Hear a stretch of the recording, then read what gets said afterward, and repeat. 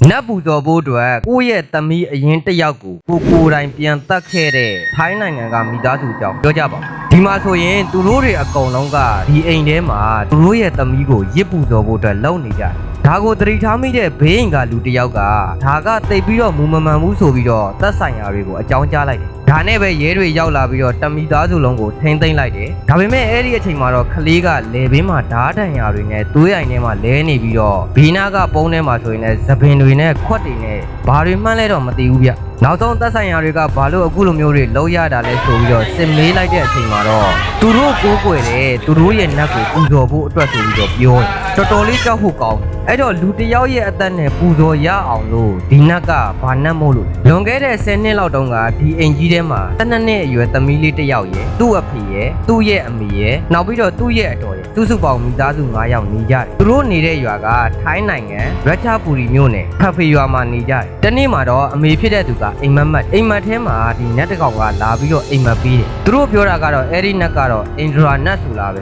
ဒါကတော့သူတို့ပြောတာကျွန်တော်မြင်ရတာတော့မဟုတ်ဘူးပေါ့လေဆိုတော့ထားပါတော့အိမ်မက်ထဲမှာဘာပြောလဲဆိုတော့ဒီနတ်ဖြစ်တဲ့အင်ဒရာနတ်ကဒီကလေးကငါကိုယ်တိုင်မင်းတို့စီကိုလှုပ်လိုက်တာဒါပေမဲ့သူ့အသက်12နှစ်ပြည့်တဲ့အခါကျရင်တော့ဒီကလေးရဲ့လေချောင်းသွေးနဲ့ငါ့ကိုရစ်ပူတော်ရမယ်ဆိုပြီးတော့အိမ်မက်လာပြီးသွားတယ်အဲ့လိုမျိုးတွေလုံးမယ်ဆိုရင်တော့သူတို့ရဲ့စီးပွားရေးတွေအောင်မြင်လာမယ်အရင်ကတက်ပို့ပြီးတော့တိုးတက်လာမယ်နောက်ပြီးတော့ဒီကလေးကမင်းတို့ကလေးမဟုတ်ဘူးဒီကလေးကငါကိုယ်တိုင်မင်းတို့ရဲ့မိသားစုတွေကိုလှုပ်လိုက်တဲ့ကလေးအဲ့တော့ဒီကလေးကိုငါပိုင်ဒီကလေးနဲ့ငါ့ကိုမပူဇော်ဘူးဆိုရင်တော့မင်းတို့ရဲ့စီးပွားရေးတွေပြတ်မယ်နာမကျန်းတွေဖြစ်မဲ့အပြင်ကမှဒီကလေးအသက်12နှစ်ပြည့်တာနဲ့ငါပြန်လာခေါ်မှာဘာညာပေါ့ဗျာဆိုတဲ့အခါကျတော့အဲဒီနေ့ကနေစလို့အဖွားကြီးကအကြောက်တွေလုံပြီးတော့ငယ်တိတ်တုပ်ဖို့စပြီးတော့ကတ်တော့တာမြန်မာပြည်ကငကားမယ်တော်ကြီးတွေလိုပဲမိုးလင်းကနေမိုးချုပ်ပါစက်ထဲရှိတဲ့ပေါက်လွတ်ပဲစားတွေဘာမှမသိတဲ့တူရကီမိုတကီဆူတကီယာတွေရှောက်ပြီးတော့ရွတ်တော့တာဆိုတဲ့အခါကျတော့ဘေးအိမ်ကလူတွေကနည်းနည်းလေးစပြီးတော့ရိမ့်မိလာကြဒီမိသားစုကဘာလဲပေါ့ခောက်နေတာလားကြောင်နေတာလားဒါမှမဟုတ်ဆေးတွေပဲချပြီးတော့ပေါက်ကရတွေဖြစ်နေတာလားပေါ့ဒီ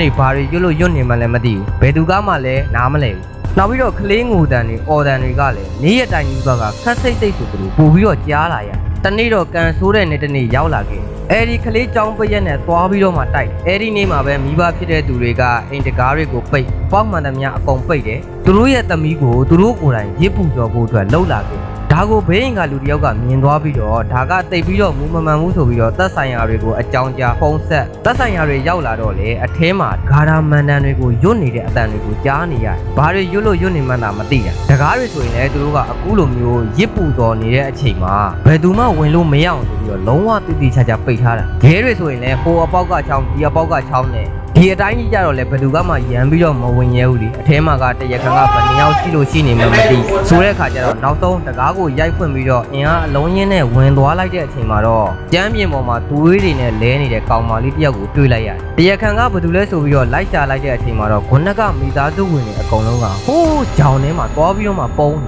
ေဒါနဲ့ပဲမရရအောင်ဖမ်းပြီးတော့အပြင်ကိုဆွဲထုတ်လိုက်တဲ့အချိန်မှာတော့သူတို့ကိုသူတို့နတ်ပဲပူးတလို့လို့နဂါးပဲပူးတလို့လို့နဲ့သိတယ်မလားဒီနတ်ကတော်တွေပြောနေကြတဲ့အတိုင်းပဲအမေတော်ကြီးကျွန်တော်မျိုးမအမိုင်မင်းမလေးကိုကူညီပါအောင်ဘာညာပေါ့ဗျာဒါနဲ့မပြီးသေးဘူးဒီဘက်ကိုပါလှည့်ပြီးတော့ပြောလိုက်သေးတာနတ်ကရင်လူကင်ထားတဲ့နာတာတို့ဘာတို့ဆိုတဲ့အခါကျတော့ဟိုကရဲလီဗျာအဲ့တော့နင်းကနေကိုင်ရင်ကိုင်ညာမရှိလဲကိုဟာကိုကင်ထားဆိုပြီးတော့အခုလောလောဆယ်တော့စကန်လိုက်ခဲ့ဆိုပြီးတော့နောက်ဆုံးလူတူနဲ့လူရင်းပြောရရင်၄ယောက်လုံးဖမ်းပြီးတော့ထောင်ချလိုက်ဒါနဲ့ပဲဒီဖြစ်ရနဲ့ပတ်သက်ပြီးတော့တက်သေးတွေရအောင်လိုက်ပြီးတော့အင်တာဗျူးတဲ့အခါကျတော့ဘာပြောလဲဆိုတော့ဒီလူတွေအကုန်လုံးကဗုဒ္ဓဘာသာကိုကိုးကွယ်တယ်ဆိုတဲ့အကြောင်းဖျားသွားကြောင်းတက်ကုသိုလ်ကောင်းမှုတွေပဲလုပ်တယ်ဆိုတဲ့အကြောင်းအခုလိုမျိုးတွေကြားရတာယုံတောင်မယုံနိုင်ဘူးဆိုတဲ့အကြောင်းမယုံနိုင်ဘူးဆိုတာကမင်းအကြောင်းလေအဲ့တော့ဗုဒ္ဓဘာသာမှာက2မျိုးရှိတယ်ပေါ့လေတစ်ခုကထေရဝါဒနဲ့နောက်တစ်ခုကတော့မဟာယနအခုသူတို့တွေအကောင်လုံးကဗုဒ္ဓဘာသာကိုးကွယ်တယ်ဆိုတာမှန်ပေမဲ့သူတို့လုပ်တဲ့လုပ်ရက်တွေအကောင်လုံးကနတ်ကိုးကွယ်တာတို့ရစ်ပူဇော်တာတို့ဒါတွေအကောင်လုံးကမဟာယနရဲ့လမ်းစဉ်ထဲမှာပဲရှိတယ်ထေရဝါဒထဲမှာရှိမနေ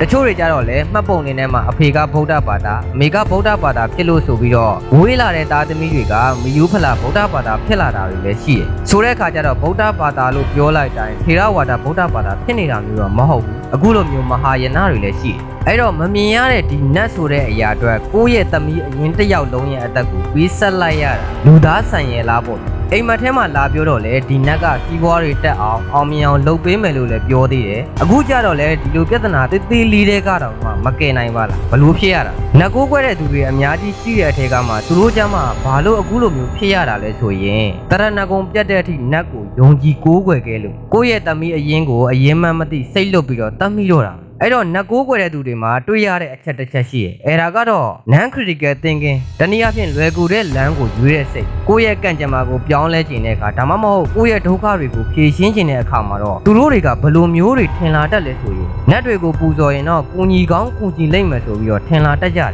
ထင်လာတဲ့အလျောက်ပဲယုံကြည်မှုတွေကတရဏဂုံပြတ်လောက်တဲ့အထိပြင်းထန်လာခဲ့ဆိုတဲ့အခါကျတော့တခုခုဆိုတာနဲ့ဒါကနတ်မကြိုက်လို့ဒါကတော့နက်ကစမ်းသပ်နေတာဒီစကလုံးဒီပတ်ဝန်းကျင်တွေနဲ့ပဲကျင်လည်လာတဲ့အခါမှာတော့နောက်ဆုံးကိုယ့်ရဲ့ဆုံးဖြတ်ချက်ကိုယ့်ရဲ့အမှားကိုကိုယ်တိုင်တော့မှမမြင်တော့အရာရာတိုင်းမှာနက်ကိုပဲပုံချနေတဲ့အခါကျတော့ကိုယ့်ကိုပြုပြင်ဖို့အခွင့်အရေးပျောက်ယုံတယ်မဟုတ်ဘူးမိသားစုတစ်ခုလုံးကိုပါပျက်စီးသွားခဲ့ရတယ်အဲ့တော့ဒီနက်တွေကရောယုံကြည်လို့ရတဲ့အထဲမှာပါနေလားဆိုတော့သူတို့တော့မှသူများတက်လို့သေရတာနဲ့မီးလောင်ပြီးသေရတာနဲ့ကိုတော့မှပြန်မကယ်နိုင်တာကျွန်တော်တို့ကိုလာကယ်ဖို့ဆိုတာကတော့မဖြစ်နိုင်ဘူးလို့ထင်တယ်ဆိုတော့အားလုံးပဲတတ်တာပါ